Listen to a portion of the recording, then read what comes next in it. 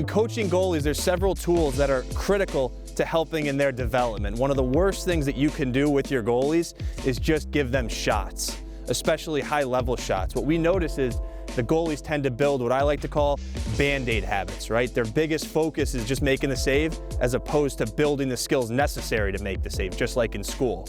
What I want to show you are 4 tools that are absolutely critical in our practices that you can implement into your practices when you're working with your keepers or when they're working on their own. The first drill that we like to do, this is a great tool to have. It's a piece of string, roughly 20 feet in length, tied to both corners of the cage.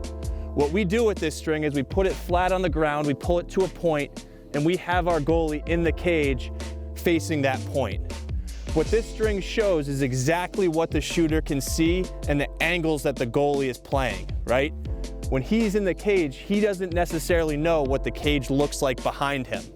But as he plays his arc now, he can recognize exactly what I can see if I'm the shooter at the point.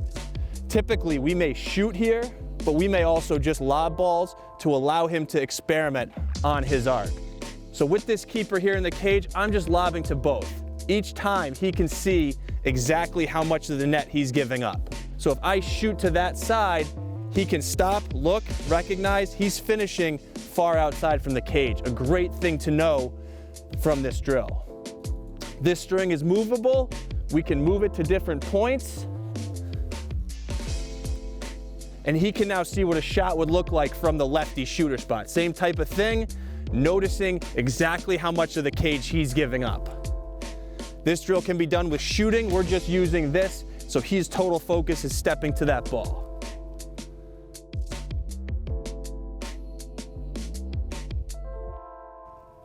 And that's the string drill. As part of our goalie training and practices and individually for the goalies, we always build in footwork.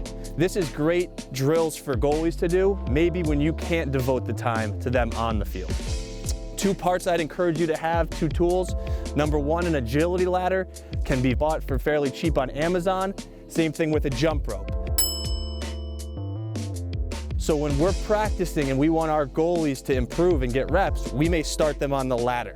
The key is building foot speed. So as you watch, our goalie can start to go through these ladder progressions. The biggest key is that he's building that foot speed in whichever mechanic he's doing. The pattern isn't as important as is the feet getting active in this drill. You'll notice he's in his ready position. He's keeping those hands out away from his body. We always say the legs are the locomotive. You notice his foot speed is improving as he does this progression of agility ladders.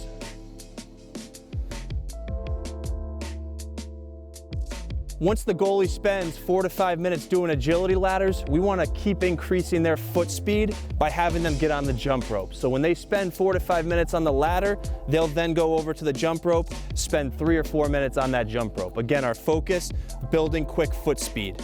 Just a basic pattern of jump ropes, they can get creative with it, but our hope is to really build that foot speed to improve the goalie's step body balance. And again, this is a great drill they can do without the supervision of a coach, but building skills necessary to make saves. A tool that's great for goalies and programs to have alike is an ankle band, as shown here with our goalie. This band can be bought online. And what we have our goalies do is put it around their ankles to work on the mechanics of what we call step body balance. So this drill can be done with or without ankle bands. It's especially great for those goalies that you may have that are having trouble bringing their back foot to the ball.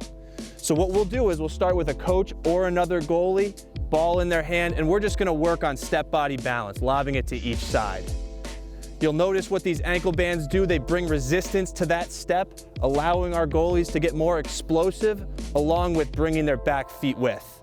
If you can imagine what this will do once those ankle bands aren't on his feet anymore, he will be that much more explosive. We can bring repetition to high shots, but we can also bring repetition to low shots, forcing him to have to get down to that ball, creating that same muscle memory for step body balance. Again, this is great for goalies that are challenged with bringing the back foot. It forces it to snap with, but a great drill for goalies to do with a partner or with a coach.